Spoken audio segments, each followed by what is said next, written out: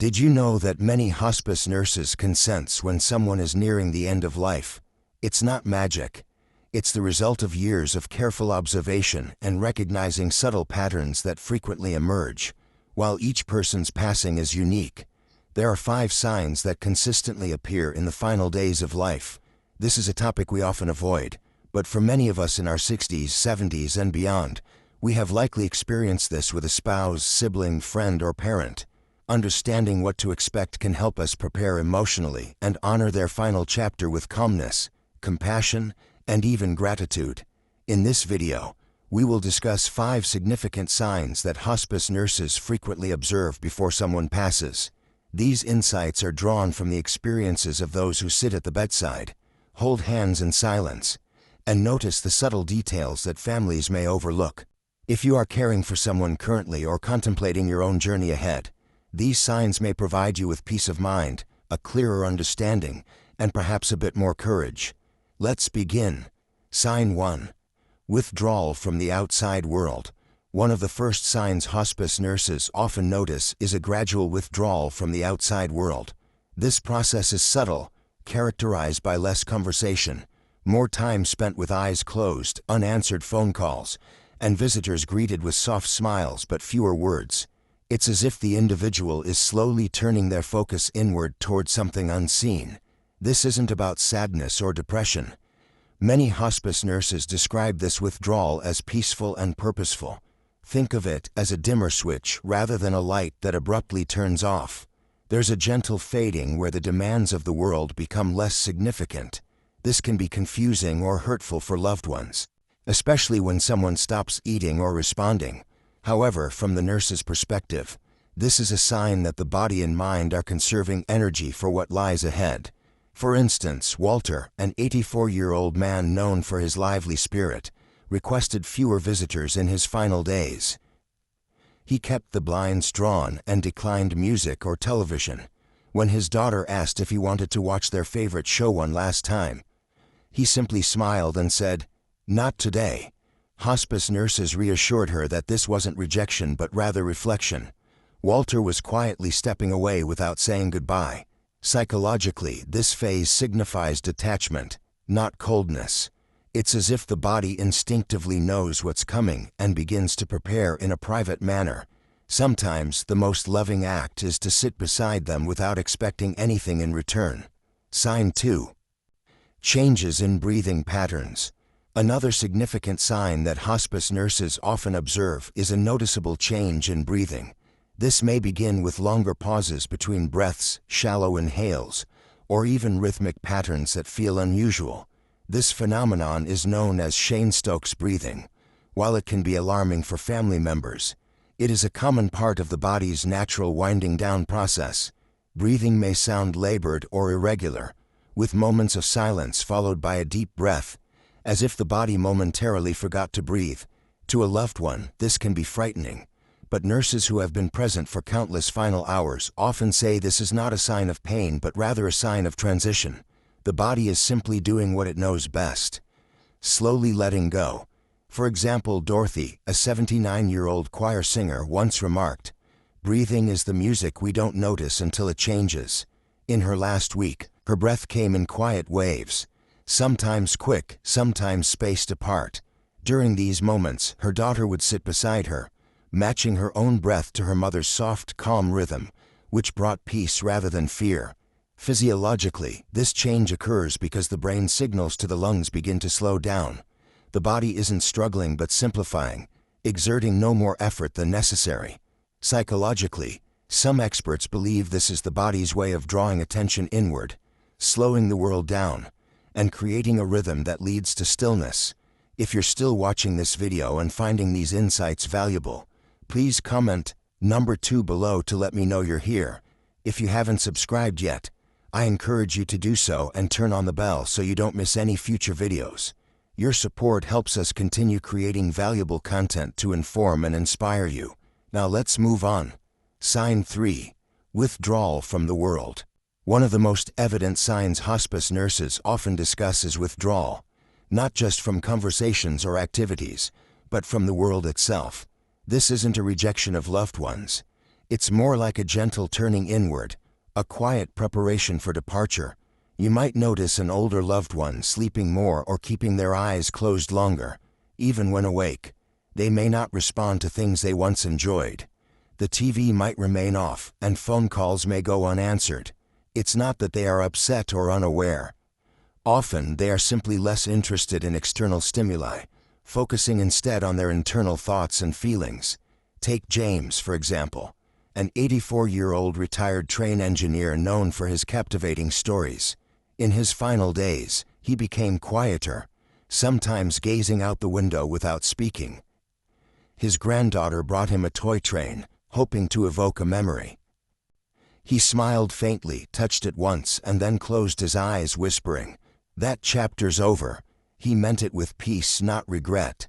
Psychologically, this withdrawal serves as a buffer, helping the person conserve energy while signaling acceptance. In hospice care, this phase is respected, not rushed or interrupted. It's their time and space, and granting them that space can be one of the kindest acts. Families often want to keep their loved ones engaged, talking, eating, watching old shows, which is a natural instinct. However, hospice nurses gently explain that stepping back can also be an act of love. Holding a hand in silence and being present without forcing interaction honors the transition. For many, it's not sadness that fills that silence, but rather a softness, a gentle closing of the book, one page at a time. Sign 4. Unexplained surge of energy. This sign often surprises families and sometimes gives them hope that their loved one is improving. However, experienced hospice nurses recognize that this sudden burst of energy can be one of the clearest indicators that the end is near. This phenomenon is known as the rally, and it can be quite powerful. A person who hasn't spoken in days may suddenly sit up and request a favorite meal, or someone too weak to move might reach for your hand or begin reminiscing about old memories as if they just occurred. To the untrained eye, it may appear as a recovery, but in reality, it's often the body's final wave of effort, like the last flicker of a candle before it extinguishes. What makes this moment so emotional isn't just the energy, it's the clarity. Many individuals who have been confused or restless suddenly become lucid, expressing thoughts they've held onto, asking for people they haven't mentioned in years, and sometimes offering deep gratitude or final bits of advice or forgiveness. For instance, George, a 79-year-old farmer, had been mostly unresponsive for 3 days. Then one morning he opened his eyes, asked for coffee, and told his son to tend to the apple trees in the south field, as they needed more sunlight. He smiled, cracked a joke, and requested his favorite song. That evening, he passed away peacefully in his sleep. Psychologically, this rally may be linked to the body's adrenaline or final chemical responses, but emotionally, it provides families with a gift. One last connection, one last exchange of love or laughter. The key is not to fall into false hope. This isn't a sign that recovery is possible, but rather that something sacred is unfolding. If you're fortunate enough to witness that surge, just be there, listen, and be present. If you're still watching this video and finding these insights valuable, please comment number 4 below to let me know you're here. If you haven't subscribed yet, I encourage you to do so and turn on the bell so you don't miss any future videos. Your support helps us continue creating valuable content to inform and inspire you. Now let's move on. Sign 5.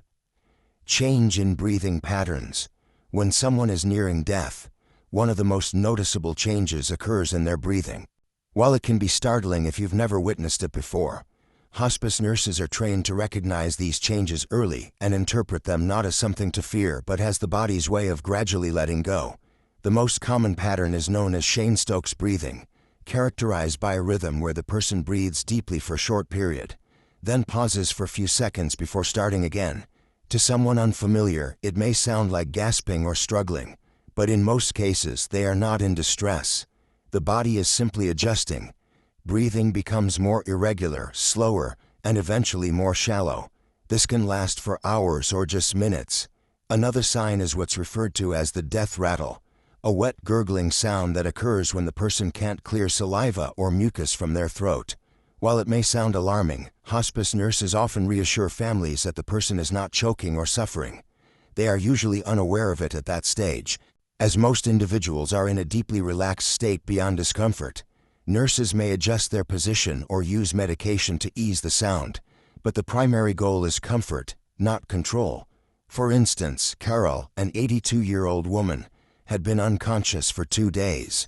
Her daughter sat beside her the entire time. Then one evening, Carol's breathing changed. It slowed, paused, and then started again just a few more times. Her daughter held her hand throughout, and that quiet rhythm, though strange, allowed her a chance to say goodbye gently. She later shared that it felt peaceful, like watching a tide slowly recede into the sea. Breathing changes are often among the last signs before death, but they shouldn't incite panic. They are nature's way of facilitating the body's transition. As difficult as it may be to witness, it can also be a moment to lean in closer, whisper love, offer peace, and be fully present. That simple act of being there, calmly and lovingly, often means more than any medical intervention. Final thoughts.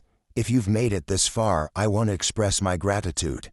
This isn't an easy subject, but it's one we all must confront, whether for someone we love or eventually for ourselves. Knowing what to expect doesn't eliminate the sadness, but it can instill a sense of calm confidence rooted in understanding rather than fear. Hospice nurses often say that death in many ways resembles birth. It has its rhythm and comes with its signs. Just as a newborn takes its first breath into the world, the dying take their final breath out of it. Neither should be rushed or feared. Both should be held gently, lovingly, and with grace. If you've been present for someone during their final days, you understand how sacred those moments can be. The quiet hours, the touch of a hand, the stillness that follows. It's not about performing heroic acts. It's about simply being there. Your presence is the most powerful comfort anyone can provide. So, whether you're preparing for what lies ahead or reflecting on what is already past, I hope this video has given you something to hold on to. A bit more clarity, a touch more peace, and a whole lot more compassion. Thank you for joining us today. We would love to hear from you. Please leave a comment below and share one thing you learned today and how you plan to apply it in your life. Your thoughts are important to us, so don't hesitate to share. Reading your comments motivates and encourages us greatly. If you enjoyed this video and found it helpful, please like, subscribe, and share. Your support helps us continue creating valuable content to inform and inspire you. Thank you for watching, and we look forward to seeing you in the next video.